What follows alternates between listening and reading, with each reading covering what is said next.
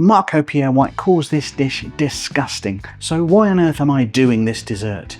This assiette of chocolate plated dessert is something he talks about in his White Heat cookbook, and I'm intrigued to try it. The assiette of chocolate is made up of a white chocolate sorbet, a chocolate mousse, a raspberry mousse, a hot chocolate souffle, and decorations as well. I'm Gary from Big Spud, and I've made a whole bunch of Marco's most complicated dishes, and I'm going to check out this one, this assiette of chocolate, and see how to put it together. Having read through it, I don't think it's that complicated in itself, but it's a lot of components and a lot of different stages.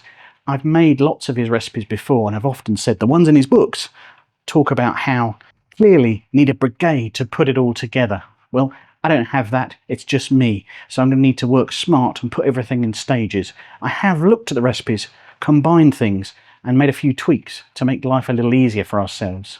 Lots of this stuff can be done well in advance, so I'm going to start with the white chocolate sorbet because that's going to take time to go off in the freezer. I was advised by Chef Walter Trupp, who worked with Marco in the 90s, that this white chocolate sorbet is a bit of a beast and the cacao can seize and form lumps. So I've borrowed a different recipe here, which I will link in the description. I'm going to make a simple sugar syrup with water, sugar, liquid glucose, and then adding a pinch of salt, a splash of milk, and bringing it to the boil. Meanwhile, I've broken up some white chocolate, put that in a bowl. I'll then pour over the boiling sugar syrup onto the white chocolate, leave it for 1 minute just to soften the chocolate, and then whisk vigorously. And then pour into the ice cream machine to churn. That'll take about an hour. If you don't have an ice cream machine, of course, you can put it into a container, pop it in the freezer, and every 30 minutes or so, break it up with a fork. You'll get a more grainy texture, but you'll get the effect. And my mousses I can kind of prepare together. I'm going to whisk up a dozen egg whites because I will need to separate the batches shortly. We will need some of the egg yolks for later on.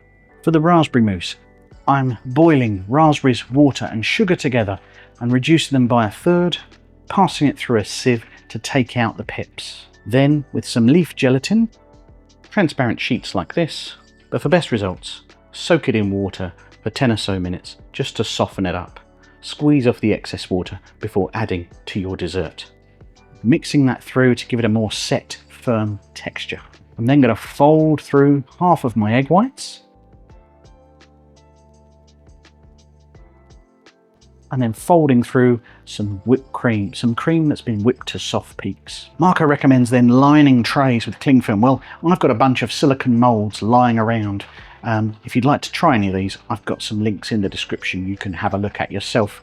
I'm indebted to Susan Cooking at Calm for this excellent cube-shaped one, which is great for batch cooking.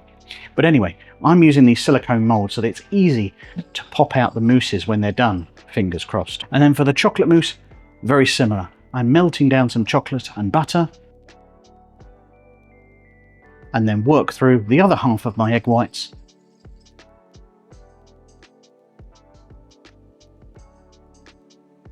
and then work through the rest of my double cream, just folding gently. I think that idea has been debunked by Adam Ragusa, but old habits die hard in the kitchen.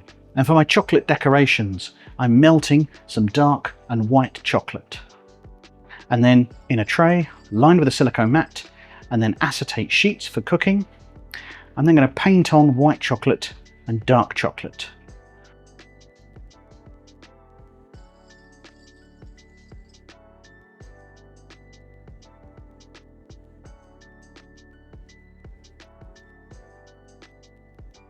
All these things are going to go in the fridge to set. Once they're set, I'll be able to assemble the whole dish. So what does Marco say about this dish? It's disgusting. It's a horrible dish. It's vulgarity, pure and simple. It's a dish invented for suburbia. It should be called chocolate suburbia. Why do we serve it? Because we're commercial. Because at the end of the day, you have to please the customer, and this does.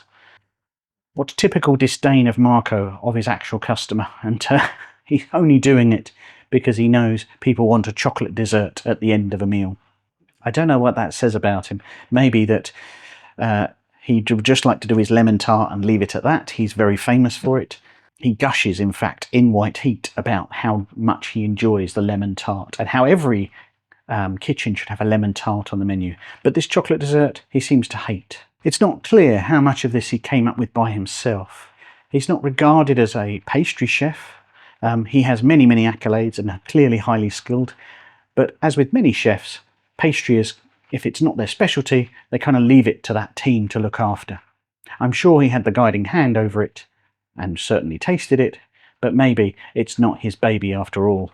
I know he worked with Roger Pizzey, then went on to Fortnum & Mason's, but it's unclear where this comes from. At the time of White Heat, of course, 1990, everything's very French, everything's very elevated. Let's see how it turns out. So for the hot chocolate souffle, greased some moulds with butter and added a dusting of sugar. We are taking some of our egg yolks from earlier and combining it with cocoa powder, add a little bit of water to slacken it down, fold in some more egg whites, spoon into moulds. Now I'm going to pop these in a 180-degree oven for 5 minutes. So, typical Marco, I pushed it a little bit longer to 12 minutes because nothing had happened at 5 minutes. And with that, the soufflés are ready. I've dusted them with icing sugar. Let's plate up and look at the finished assiette of chocolate.